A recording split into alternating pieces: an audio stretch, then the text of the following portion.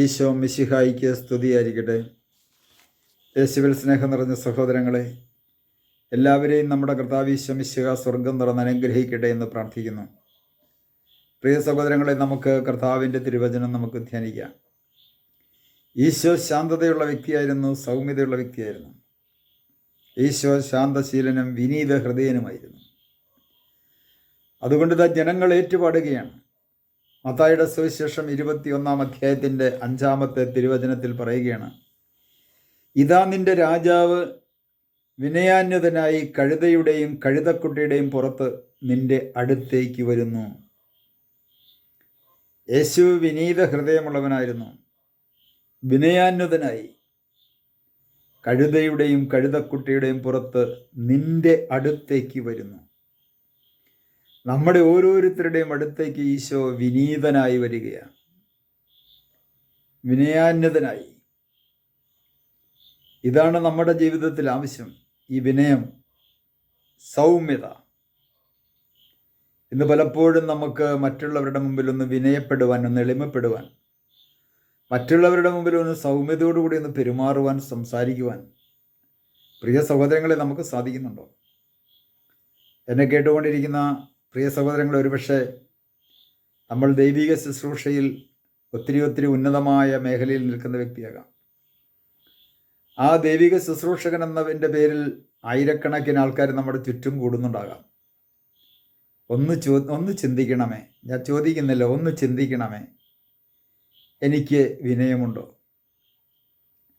ഞാൻ സൗമ്യതയോടുകൂടി വരുന്ന വ്യക്തികളോട് പെരുമാറാറുണ്ടോ? എൻ്റെ അടുത്തേക്ക് വരുന്ന സമ്പന്നന്മാരോടോ ഉന്നതമായ വ്യക്തികളോടല്ല ഞാൻ സൗമ്യതയോടുകൂടി പെരുമാറേണ്ടത്. എന്നേക്കാൾ, നമ്മളെക്കാൾ താഴ്ന്ന അവസ്ഥയിൽ ജീവിക്കുന്ന വ്യക്തികളോട്, അവരോട് എനിക്ക് സൗമ്യമായിട്ട് പെരുമാറുവാൻ, സംസാരിക്കുവാൻ എനിക്ക് സാധിക്കുന്നുണ്ടോ? ദൈവമായ കർത്താവ് മനുഷ്യൻ്റെ ഇടയിലേക്ക് ഇറങ്ങി വന്നിട്ടും ആ മനുഷ്യരുടെ കൂടെ ജീവിച്ചുകൊണ്ട്, തന്നെ ശൂന്യനാക്കിക്കൊണ്ട്, ദാസന്റെ രൂപം ധരിച്ചുകൊണ്ട്, പിടിച്ചുപറികാരുടെയും ചുങ്കക്കാരുടെയും വേശ്യകളുടെയും താഴെ തകർന്നു കിടന്ന താഴെത്തട്ടിലുള്ള ആൾക്കാരുടെ ഇടയിലേക്ക് ഇറങ്ങിച്ചെന്ന് ആ സ്നേഹവും സൗമ്യതയും അവർക്ക് പങ്കുവെച്ചു കൊടുത്ത് അവരുടെ ആത്മാക്കളെ നേടുവാൻ, അവരെയൊക്കെ രക്ഷിക്കുവാൻ ഇറങ്ങി വന്നതുപോലെ ഇന്ന് സുവിശേഷ മേഖലയിൽ പ്രവർത്തിക്കുന്ന, ശുശ്രൂഷ മേഖലകളിൽ പ്രവർത്തിക്കുന്ന നമ്മെ സംബന്ധിച്ചിടത്തോളം അങ്ങനെ മറ്റുള്ളവരുടെ അടുത്തേക്ക് ഇറങ്ങിച്ചെല്ലുവാൻ നമുക്ക് സാധിക്കുന്നുണ്ടോ? സൗമ്യതയോടുകൂടെ മറ്റുള്ളവരോട് ഇടപഴകുവാനും സംസാരിക്കുവാനും എനിക്ക് സാധിക്കുന്നുണ്ടോ? ഞാൻ അഹങ്കാരം എന്ന മനോഭാവത്തോടുകൂടി, അഹങ്കാരത്തിൽ നിറഞ്ഞു നിന്നുകൊണ്ട്, എനിക്കെല്ലാം അറിയാമെന്നുള്ള മനോഭാവത്തോടുകൂടെ, നിങ്ങളൊക്കെ എൻ്റെ അടുത്ത് വരണമെന്നുള്ള മനോഭാവത്തോടുകൂടെ, ഞാൻ പറയുന്നത് മാത്രം അങ്ങ് കേട്ടാൽ മതി, ഇങ്ങോട്ടൊന്നും പറയണ്ട, ചോദിക്കേണ്ട എന്നുള്ള മനോഭാവത്തോടുകൂടി, ധാർഷ്ട്യത്തോടുകൂടി ശുശ്രൂഷ ചെയ്യുന്ന ഒരു ശുശ്രൂഷകനോ ശുശ്രൂഷകയോ ആണോ? മധ്യസ്ഥ പ്രാർത്ഥനാ ഗ്രൂപ്പുകളിൽ പോലും പരസ്പരം വിനയമില്ലാതെ, എളിമയില്ലാതെ, പരസ്പരം അങ്ങോട്ടും ഇങ്ങോട്ടും കൊമ്പ് കോർത്തുകൊണ്ട് മധ്യസ്ഥം പ്രാർത്ഥിക്കുന്ന മധ്യസ്ഥ പ്രാർത്ഥനാ ഗ്രൂപ്പുകാരും ഉണ്ട് എന്നാണ് പറഞ്ഞു കേട്ടിരിക്കുന്നത്. അങ്ങനെയുള്ളവരാരെങ്കിലും ഉണ്ടോന്ന് ചിന്തിക്കണമേ. എനിക്ക് എളിമപ്പെടാൻ സാധിക്കുന്നുണ്ടോ? ഇവിടെ കഴുതയുടെയും കഴുതക്കുട്ടിയുടെയും പുറത്ത് നിന്റെ അടുത്തേക്ക് വരുന്നു. നമ്മുടെ ഓരോരുത്തരുടെയും അടുത്തേക്ക് ഇതാ കർത്താവ് ഈശോ മിശിഹ ഇറങ്ങി വരികയാണ്. ദൈവം മനുഷ്യനായിട്ട് അവതരിച്ച ആ മനുഷ്യനായ ദൈവം നമ്മുടെ ഓരോരുത്തരുടെയും അടുത്തേക്ക് ഇന്നും ഏറ്റവും വിനീതനായി, ഒന്നും തന്നെ ശൂന്യനാക്കിക്കൊണ്ട് വിശുദ്ധ കുർബാനയിലൂടെ ഒരു അപ്പമായി ഒരു മനുഷ്യൻ്റെ ഉള്ളിലേക്ക് അവനിൽ വന്ന് ഒന്നായി മാറുവാൻ വേണ്ടി അപ്പത്തിൻ്റെ രൂപത്തിൽ വിശുദ്ധ കുർബാനയിലൂടെ ഇറങ്ങി വരുന്ന, എഴുന്നള്ളി വരുന്ന ആ കർത്താവ് ഈശോ മിശിഹായെ സ്വീകരിക്കുന്ന പ്രിയ സഹോദരങ്ങളെ, ഒന്ന് ചിന്തിച്ച് നോക്കണമേ. ആ കർത്താവ് ഈശോ മിശിഹായിൽ നിന്നും പുറത്തേക്ക് ഒഴുകുന്ന ഫലമാകുന്ന സൗമ്യത ഇന്ന് എൻ്റെ ജീവിതത്തിലുണ്ടോ? പൊട്ടിത്തെറിക്കുന്ന മനോഭാവവുമായിട്ട്, പൊട്ടിത്തെറിക്കുന്ന സ്വഭാവ വൈകല്യവുമായിട്ട് ജീവിക്കുന്ന ഒരു വ്യക്തിയായി ഞാൻ മാറിയിട്ടുണ്ടോ? തമ്പുരാൻ്റെ മുമ്പിൽ ഒന്ന് ആത്മപരിശോധന ചെയ്യണം. നമുക്ക് കാണുവാൻ സാധിക്കും, യേശുവിൻ്റെ ജീവിതത്തിലെല്ലാം സൗമ്യതയോടുകൂടിയാണ് ഈശോ പെരുമാറുന്നത്. കാരണം എന്താണ്? ഈശോ പരിശുദ്ധാത്മാവിൽ നിറഞ്ഞ വ്യക്തിയായിരുന്നു.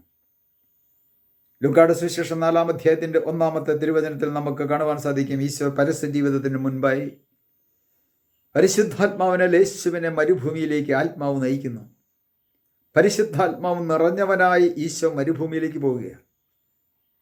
അപ്പം പരിശുദ്ധാത്മാവിൽ നിറഞ്ഞ യേശുവാണ് ആ കാലഘട്ടത്തിൽ മനുഷ്യരോട് സൗമ്യമായി പെരുമാറിക്കൊണ്ട്, സൗമ്യമായി സംസാരിച്ചുകൊണ്ട്, ആ സൗമ്യമായി ഏറ്റവും താഴേക്കടയിലുള്ള ആൾക്കാരുടെ ഇടയിലേക്ക് ഇറങ്ങി വന്ന് കല്ലെറിയാൻ കൊണ്ടുവന്ന വ്യഭിചാരത്തിൽ പിടിക്കപ്പെട്ട സ്ത്രീയുടെ ജീവിതത്തിലേക്കും കരുണ കൊടുത്തുകൊണ്ട്, അവൾക്കെതിരെ പോലും മോശമായതൊന്നും സംസാരിക്കാതെ പിടിച്ചുപറികാരനായ സക്കേവൂസിനെ ചേർത്ത് നിർത്തിക്കൊണ്ട് യൂദാസിനെയും അതുപോലെ തന്നെ പത്രോസിൻ്റെയൊക്കെ കാൽച്ചുവട്ടിലേക്ക് ഇറങ്ങിച്ചെന്ന് ആ കാല് കഴുകി ചുംബിച്ച ആ മനോഭാവം, അതായിരുന്നു പ്രിയ സഹോദരങ്ങളെ ക്രിസ്തുവിൻ്റെ സൗമ്യത. ആ സൗമ്യതയാണെന്ന് നമ്മുടെ ജീവിതത്തിൽ ആവശ്യം. ആ സൗമ്യത നമുക്ക് നമ്മളിൽ നിന്ന് പുറത്തേക്ക് ഒഴുകണമെങ്കിൽ പരിശുദ്ധാത്മാവിനാൽ നാം ഓരോരുത്തരും നിറയപ്പെടണം.